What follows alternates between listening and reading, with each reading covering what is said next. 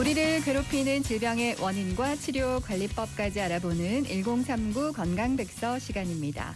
오늘은 오십견과 석회성 건염에 대해서 알아볼 텐데요. 오늘 도움 말씀 위해서 구센병원 백승길 원장 나오셨습니다. 안녕하세요, 원장님. 안녕하십니까? 네, 반갑습니다. 네. 중년의 대표적 어깨 질환으로 알려진 이 오십견. 연간 약 70만 명 이상이 이 질환으로 병원을 찾을 만큼 유병률 또 인지도 모두 높은 질환이라고요. 네, 50세 전후로 어깨가 아파지고 굳어지면서 오십견으로 불리기 시작했습니다. 얼음 같은 어깨라 해서 동결견이라고 하기도 하고 진단명으로는 유착성 관절낭염으로 부르고 있습니다. 유병률은 약 한 2에서 5% 정도로 알려져 있고요. 여성분에 많고 어깨 질환 중에는 가장 많은 빈도를 보이고 있습니다. 네. 이게 사실 이제 일상생활에 많은 이제 불편과 제약을 일으키는 그런 질환이잖아요. 네네. 예. 오십견, 통증 또 활동하는데도 참 불편을 이제 겪게 되는데 어떤 증상을 보이게 되나요? 오십견은 대체로 4가지 시기로 진행이 되는데요. 네. 처음에는 통증이 많이 생기고 대신 어깨 움직임은 제한이 없는 상태입니다. 그러다가 한 2기로 접어들면 많이 아프면서 움직임이 점차 제한되어서 어깨가 굳어가는 시기로 보통 이때 이제 병원을 찾게 되는 시기입니다. 네. 3기가 되면 이제 어깨 통증은 조금씩 줄어들지만 어깨가 많이 굳어서 움직임이 점차 힘들어집니다. 그러다가 이 어깨 운동이 이제 정상화가 되는 마지막 시기를 거치게 되겠습니다. 네. 일반적으로는 한 1에서 2년 정도의 기간으로 진행이 되고요. 그다음에 굳어있던 어깨가 점차 풀리게 되지만 환자는 그 기간 동안에 많은 불편을 호소하게 되고 네. 호전되어도 어깨 움직임이 완전히 회복되지 않는 경우가 많이 있는 것 같습니다. 그렇군요. 예, 긴 시간 고통을 받을 수 있는 그런 질환인데 네네. 자, 오십견의 치료는 그럼 어떻게 이루어질까요? 네, 1기와 2기는 통증이 많은 시기입니다. 현실적으로 이때 이제 스트레칭 운동을 권유하지만 통증으로 운동이 많이 어렵습니다. 네. 이럴 때는 약물 치료, 관절내 주사 치료 등으로 염증과 통증을 줄이고 어깨 가동 범위 회복을 위해서 운동 치료를 병행하는 것이 좋습니다. 운동 치료는 운동 범위 회복을 위한 스트레칭 운동이 주가 됩니다. 여러 방향에 대해서 모두 스트레칭을 해줘야 되고요. 스트레칭은 너무 아프지 않은 범위에서 경미한 통증이나 불편감만 있는 정도로 시행해야 되고 스트레칭은 자주 하는 것이 좋은데요. 최소 하루에 한 2번 이상 하고 한 번 할 때 같은 동작을 5번 이상 반복하는 것이 좋습니다. 네. 단 이제 세게 하신다고 이제 반동을 주는 경우가 있으신데요. 예. 이럴 때는 부상 위험이 있으시니까 추천하지 않습니다. 네, 너무 무리하게 하지 않는 범위 내에서 스트레칭 운동을 하는 게 도움이 된다. 네, 맞습니다. 얘기시고요. 비슷하지만 이제 다른 질환인 석회성 건염은 어떤 질환인가요?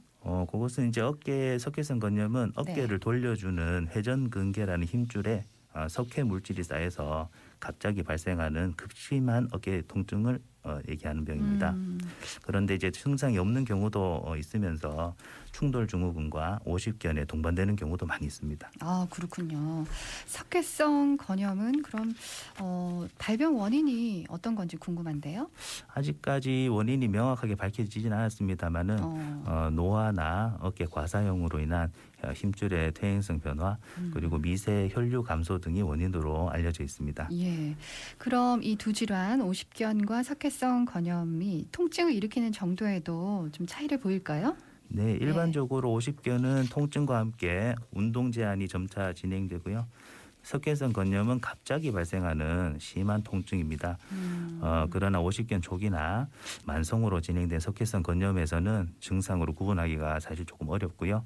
어떤 경우에는 석회가 발견되면서 어깨 운동 제한이라든지 이런 2가지 병이 동시에 나타날 수도 있습니다. 그렇군요. 자, 석회성 건염의 경우 석회 침착 단계에 따라서 치료법도 다르다고 하는데요. 어떤가요? 네, 침착 단계를 구분할 수도 있는데요. 네. 임상적으로는 사실 그렇게 중요하지 않은 것 같습니다. 먼저 극심한 통증을 줄이는 것이 매우 중요합니다.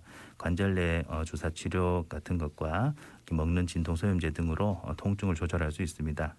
이후에는 이제 어깨를 굳어가는 오십견 예방을 위해서 스트레칭 운동과 그리고 석회 물질의 이제 빠른 흡수를 위해서 체외 충격파 치료를 권유하고 있습니다. 네.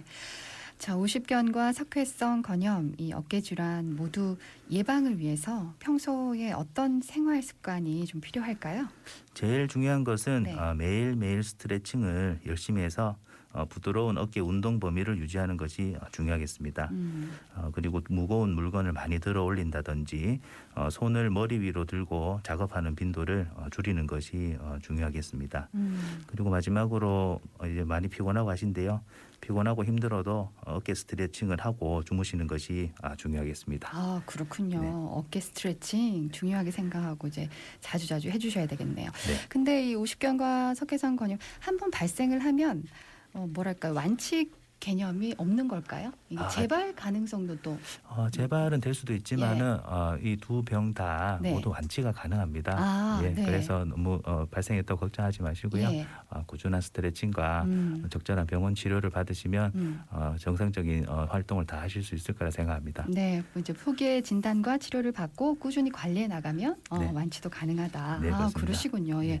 너무 이렇게 굳을 때까지 놔두시면 안 될 것 같네요. 네, 예. 생활 습관이 중요할 것 같습니다. 그러네요. 알겠습니다. 자, 오늘 오십견과 석회성 건염에 관해서 알아봤습니다. 오늘 도움 말씀 잘 들었습니다. 말씀 고맙습니다. 네, 감사합니다. 자, 오늘 도움 말씀에 구센병원 백승길 원장과 함께했습니다.